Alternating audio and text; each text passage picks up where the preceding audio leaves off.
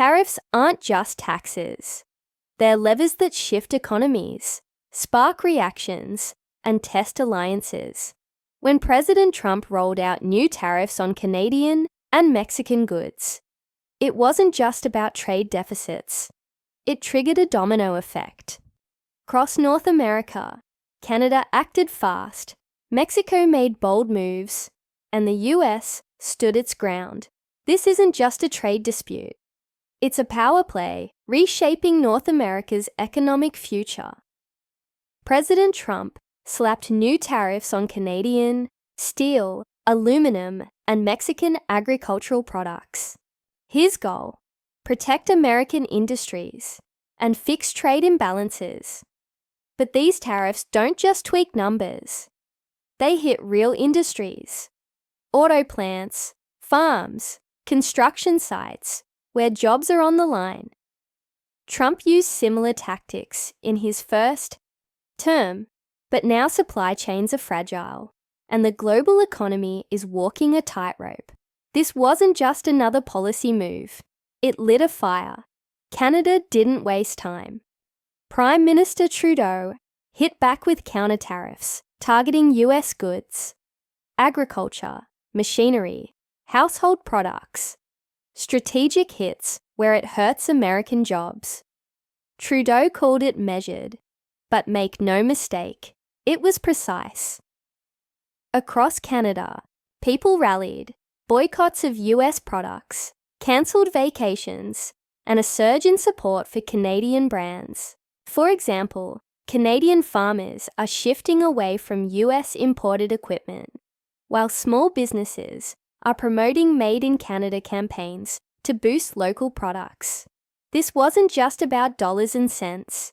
It was national pride in motion. Mexico went beyond tit for tat. President Claudia Sheinbaum sent 10,000 troops to the US-Mexico border, officially for security, but the timing sent a louder message. Mexico isn't just reacting, it's recalibrating. Meanwhile, Mexico sped up trade deals with the EU, China, and South America. Less dependence on the US means more leverage.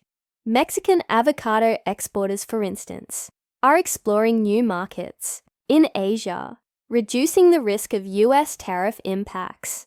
Automotive plants in Monterrey are shifting contracts toward European suppliers. This was strategic repositioning, not just retaliation. Did the US blink?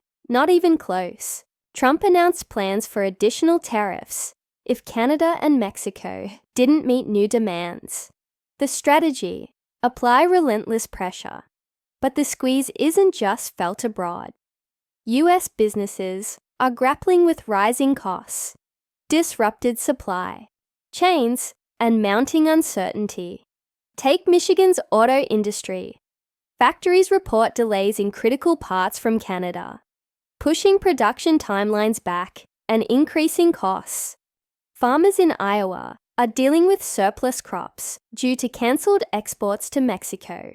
Still, Trump's message stayed clear: hold the line. Publicly, it's all tough talk. Behind closed doors, a different story.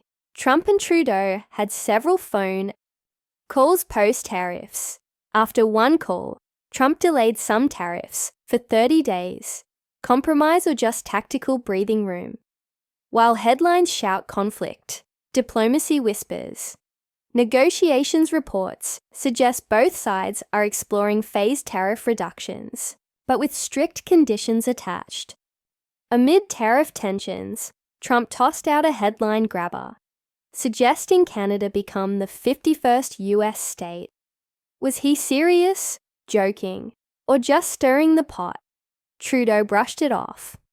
Canadian leaders pushed back hard. Whether it was a distraction or deliberate, it grabbed the spotlight, at least briefly. Some analysts believe it was a calculated distraction, diverting media focus from the harsher economic realities unfolding. Beyond politics, the economic effects hit fast. US businesses face higher costs for Canadian and Mexican goods. Supply chain disruptions ripple through industries like auto and agriculture. Export deals collapse, hitting revenue hard. In Canada and Mexico, it's the same story. Jobs on the line, businesses scrambling, economies feeling the pinch. This is more than policy, it's real life. Consider the dairy industry in Wisconsin, where producers face shrinking markets in Canada due to retaliatory tariffs. Meanwhile, Mexican farmers are shifting corn exports to European buyers, bypassing US markets entirely. Tariffs don't just raise prices, they break systems. North America's supply chains are tangled webs. A car made in Detroit, its parts might cross the border 6 times. Now each crossing means added costs, delays, and paperwork. Businesses face tough choices: absorb costs, raise prices, or find new suppliers. None of them easy. Logistics firms report increased costs as trucking routes are rerouted to avoid high tariff areas. Warehouses in Texas are experiencing backlogs due to delayed imports from Mexico. While North America battles it out, the rest of the world is busy making moves. The EU, China, South America. They're locking in deals with Canada and Mexico. New partners, new markets, less reliance on the US. For example, Canada signed a new agricultural export deal with Germany, expanding beef exports previously destined for the US. Meanwhile, China is increasing imports of Mexican avocados and electronics, filling the gap left by US tariffs. The US isn't just facing tariffs, it's risking long-term influence. For Trump, tariffs are part of the brand. Tough on trade. For Trudeau and Sheinbaum, it's about standing firm, defending sovereignty. But as businesses struggle and prices climb, voters feel the pain. Economic fallout turns into political heat. In swing states like Pennsylvania, manufacturing job losses are becoming a campaign issue. In Canada, opposition parties are using the economic strain to challenge Trudeau's leadership. Tough talk is easy. Managing the consequences, that's where leadership gets tested. History isn't kind to trade wars. They start fast, end messy, and leave scars. Consider the US-China trade war of the late 2010s. It led to market instability, hurt farmers, and disrupted global tech supply chains. Even after agreements were reached, economies suffered, alliances strained. Even when it's over, the damage lingers. It's not just about who wins. It's about how much everyone loses. Governments write the rules, but people feel the hits. In the dollar, US, farmers, manufacturers, retailers, they're all speaking up. In Canada and Mexico, the public rallies behind leaders, demanding strength and action. Recent protests in Montreal against US products and rallies in Mexico City supporting trade diversification highlight how public sentiment is shaping government responses. When economic pressure turns into political pressure, things shift fast. Right now, it's about trade. But trade disputes have a habit of spilling over into diplomacy, security, and border cooperation. The longer this drags on, the messier it gets.